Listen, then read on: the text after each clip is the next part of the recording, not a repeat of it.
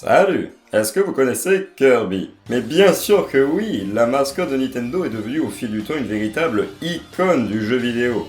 D'abord apparu sur Game Boy en 92, la Bouboule Rose s'est depuis fait une place de choix sur toutes les consoles de la firme à moustache. Il a également eu droit à des figurines, peluches, mangas, crossovers, bref, il est partout. Malgré tout ça, une question subsiste. Les jeux Kirby, en vrai, ça vaut quoi? Perso, j'ai toujours eu énormément de mal avec cette licence. J'ai connu le personnage avec Super Smash Bros sur 64 quand j'étais gamin, et il était vraiment cool, hein. Sa capacité principale était d'absorber le pouvoir et le look de ses adversaires, ce qui est, on va pas se mentir, méchamment stylé. Après, j'ai aussi connu l'opus Game Boy, mais dans mon enfance, cette console était déjà vieillotte, hein, donc j'y ai très peu joué. Finalement, le seul vrai jeu Kirby que j'ai côtoyé dans mon enfance, c'est Kirby's Crystal Shards sur 64. Gamin, je l'ai toujours observé d'un œil curieux dans la collection de mon frère, je l'ai même déjà lancé quelques fois, mais rien à faire, j'accrochais pas. Je retournais toujours sur Zelda ou Mario au bout de 10 minutes. Mais aujourd'hui, ce temps est révolu. 15 piges plus tard, je me suis enfin décidé à relancer le jeu afin de savoir ce qu'il cache. J'y ai joué encore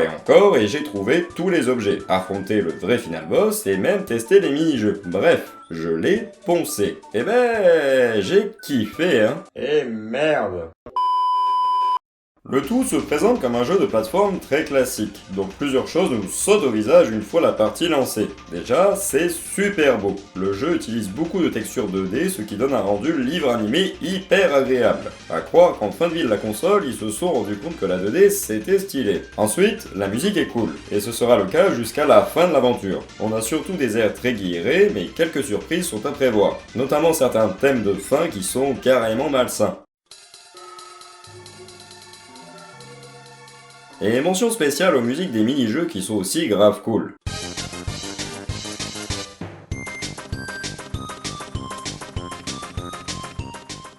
En résumé, la bande-son est clairement une réussite. Par contre, le jeu est aussi clairement mou du derche, hein. Y a pas de débat, on n'est pas sur du Sonic. Kirby se traîne le boule du début à la fin et on ressent vraiment une lenteur incroyable dans les déplacements et les sauts. Tout ça rend le jeu très prévisible et surtout facile. Niveau scénario, on est sur du basique. En gros, la planète Gros Cœur se fait envahir par des ténèbres qui recherchent un cristal géant. Une petite fée décide alors de se carapater avec le cristal, puis, suite à quelques mésaventures, il se brise et s'éparpille dans la galaxie pendant que la fée se retrouve projetée sur la planète de Kirby. Notre bonne vieille boule rose part alors à l'aventure avec sa nouvelle amie pour récupérer les cristaux afin de sauver la planète Gros Cœur. Voilà, donc rien de ouf, mais ça fait le café. J'ai d'ailleurs adoré le fait que les cinématiques soient muettes. Tout passe par le visuel et ça rend le tout très fluide à suivre. Avec tout ça, vous devez vous demander ce qui m'a plu dans ce jeu. Juste les graphismes et les musiques oui. Mais pas que. S'il y a une chose à retenir de ce jeu, c'est sa mécanique principale de gameplay, la combinaison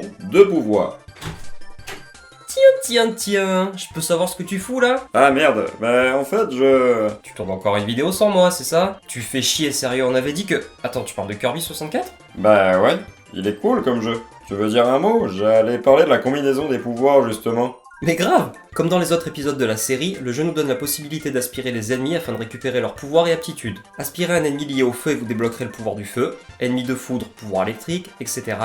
Pour un total de 7 éléments différents. La petite subtilité, c'est qu'on peut combiner plusieurs capacités pour en créer de nouvelles. Combiner 2 éléments roche pour créer un golem de pierre, bombrang et feu pour manier une énorme épée enflammée, ou glace épique pour jouer les flocons épineux. Enfin, vous avez compris le principe. Cette mécanique est juste jouissive, la liste de pouvoirs différents est immense, diversifiée et complètement pétée dans certains cas. Mais surtout indispensable pour dénicher certains morceaux de cristaux cachés dans les niveaux, cristaux qui sont obligatoires pour débloquer la vraie fin du jeu. En gros, cette histoire de mélange d'éléments rend le jeu tout bonnement génial, fun et varié. Perso, mon pouvoir préféré c'est le double sabre laser électrique. Et toi ? Moi, c'est le feu d'artifice. En plus d'avoir une zone d'effet abusée, il permet de faire un triple saut très pratique. En tout cas, je suis entièrement d'accord avec toi sur les pouvoirs. C'est carrément cool comme truc. Bon, maintenant que tout est dit, je pense que je peux conclure. Tu permets ? Vas-y, fais-toi rêver. Bien. Kirby 64 est un excellent titre. Son ambiance est géniale, ses niveaux sont magnifiques et variés au même titre que les aptitudes. Les mini-jeux sont fun, les boss sont stylés. Et le boss final est épique. Bref, toutes ces choses écrasent complètement les petits défauts du jeu. Je pense que si j'avais pris la peine de m'y mettre étant gosse, il m'aurait marqué autant qu'un Mario ou un Banjo. C'est le genre de jeu qui me rend nostalgique d'un moment que je n'ai pas connu,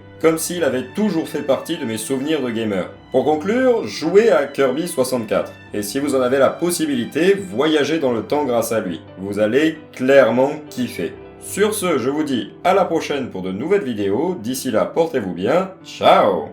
C'est bon, t'as fini? Ouais, d'ailleurs, ça m'étonne que tu m'aies laissé finir la vidéo tranquille.